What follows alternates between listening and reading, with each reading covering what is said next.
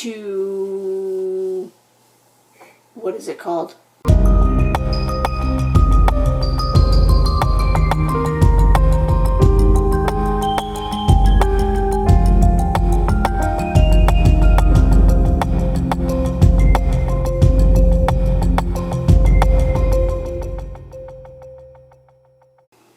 Hello, welcome to Sound and Fury Book Reviews. As usual, I'm Tina, and today I'm doing my 2020 book stats and Christmas book haul video. So, first of all, do you like my new intro? I think it's pretty good for something I made, you know, in Canva and in Shotcut with no training whatsoever, so I'm pretty stoked about it. So, before I get into my book stats for the year, here's all the books I got for Christmas. Got a nice stack here. I got a nice stack here. Two I've read before. I did reviews on this year. So I actually got a copy of Gideon and I, so I can stare at Gideon's little face all I want. I got Red Noise, which I really enjoyed, which I highly recommend. You can watch my review from like May, I think. Then I got three that I haven't read. Big surprise. I got Horror of the Night. I actually ordered this myself, so I got a couple Amazon gift cards for Christmas, and I was like, yeah, you know what? You're not going to get me what I want. I'm going to buy what I want. So I'm going to read that probably second in the new year. I also got The Slinks by Tatiana Tolstaya, which I'm not sure, I can't pronounce Russian, I'm sorry. I'm not sure where I heard this book, but I'm very excited by this. And then I also got A Diary in the Age of Water, which is a Canadian book, which I heard of from the Sci-Fi Fantasy 180 show on his Monday mailbag. It sounded really cool. The lives of 4 generations of women and their battles against a global giant that controls and manipulates Earth's water. So it seems very poignant, and I'm very excited to read that as well, though I probably won't get to it forever. I also ordered Blood Binds the Pack by Alex Wells, which is a sequel to Hunger Makes the Wolf, which I really enjoyed.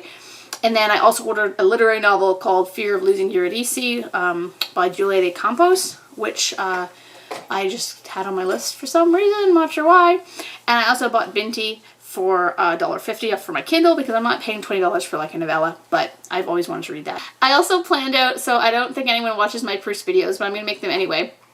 So I planned out how long I'm going to end up reading Proust for. So if I read 100 pages a week, because that leaves me time to read other books as well, that's, you know, I will get through it by July 16th. So happy birthday to me! My birthday's in July, so yeah, 6 months from now or so, I will, or 7 months I guess, I will be done Proust. I already have a video, I've included a link in the description of my favorite books of the year. So this video is actually going to be about my statistics for the year. I obviously wanted to make sure I was finished reading everything before doing this. I don't plan on finishing anything by the end of the year. If I do, it's going in next year because I'm going to cheat, so whatever. So how many books did I read this year? I read 58. I say that's pretty good. That's 17,611 pages, so these aren't little bitties. I'm not reading, you know, tiny stuff. The oldest book that I read was from 1897, and that was The Brothers Karamazov by Dostoevsky. And there were a ton of books I read from 2020 and one from 2021. So I gave 7 books 5 stars. I gave 4 books 2 stars. I didn't give any book no stars or 1 star. I got a whole bunch of mid-range 3 and 4s. So yeah, that's a pretty good year for me, I'd say. You know, I don't give a lot of 5-star reviews, so 7's a good number. In terms of gender of books, because books have gender now, 44.8% of the books I read were by women, and the rest were by men. Okay, that's not bad, actually. So that's 26 books by women, 32 by men. I didn't read any books by non-binary people, though that's one of my goals next year, is to find some authors that are either trans or non-binary to, you know, be more inclusive in my reading. Embarrassingly, I only read 8 books by people of color. That's bad. I will improve on that next year for sure.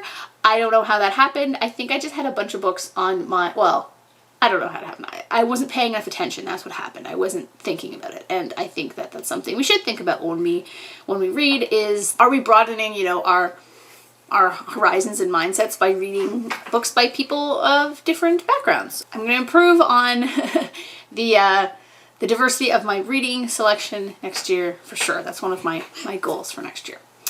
I also read 13 indie books, so that's pretty good, I'd say. You know, indie books are, I mean, I do review for Whispering Stories. I think I only read 5 though from them. I was a bit busy this year, clearly. But I think it's pretty good. I'm gonna definitely read more indie books next year. I'm not gonna read any the first half of the year because I'm reading Proust and I've got other books on the go. Unless some, you know, well, there's a couple I think I've got on my list that I'm gonna read, but I'm not like soliciting for them.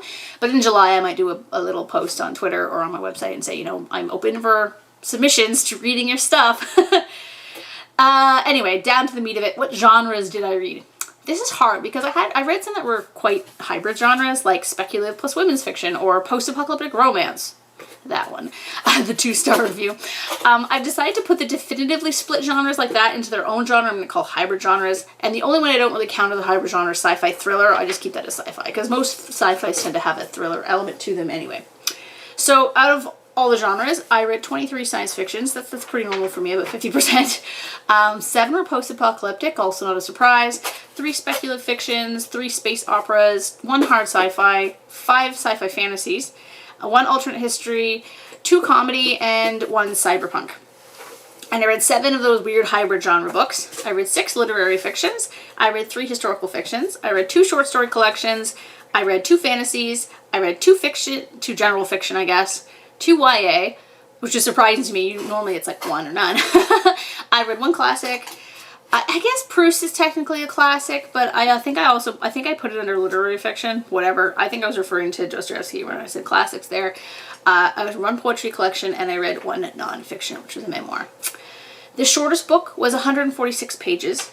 The longest book was 749. That was Proust, Within a Budding Grove. And then the shortest was Devil's Road by Gary somebody. Anyway, I liked that one too.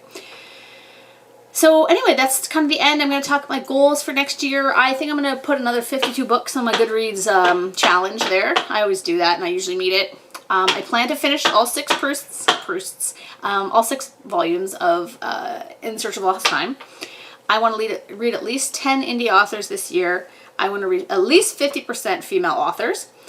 I want to read at least 30% people of color. I'd like to make it more, but I have a whole whack load of my TBR shelf that aren't people of color, and I want to kind of get my TBR shelf kind of trimmed down a bit. So we'll see though. I'm gonna make a concerted effort though to you know, if I have to pick between 2 books to read, I'm gonna pick one that has a background that's not of my own. I want to read at least 2 more classics after Proust. I'd love to read another Elizabeth Gaskell, or maybe I've read all the Brontes, I think. If there's a Bronte I haven't read, I'm going to go for that. I plan to finish the Space Captain Smith series. I have 2 left and they're a lot of fun and I want to finish those. And then I also have Ducks Newburyport, which is that weird one from a couple years ago. I actually got it for Christmas last year and I didn't read it. But that really depends on how long Proust takes and kind of how much energy I have. I might have more time though. Who knows? It depends if I go back to work. I'm on mat leave this year, obviously, but when I go back, I might be going back to my own business or I might be going back to an office job. And I'm not sure which would give me more or less writing time. Anyway, Lady of the Lake, you probably won't see her as much anymore because she's actually napping now. So that means that when she naps is when I'll be filming these videos probably. So you can say goodbye. Yeah? You love your xylophone. You're very musical. She's just learning how to crawl. What are your goals for reading this year? Your goals are to read, I don't know, she reads like 10 books a day. Anyway, thank you for watching this. I hope you enjoyed it. If you are a booktuber that actually watches mine, are you doing a video of your, you know, stats for the year? If you are, you know, share the link on my comments because I would love to watch it because I love that kind of stuff. Anyway, that's it, and Happy New Year, and all the best for 2021.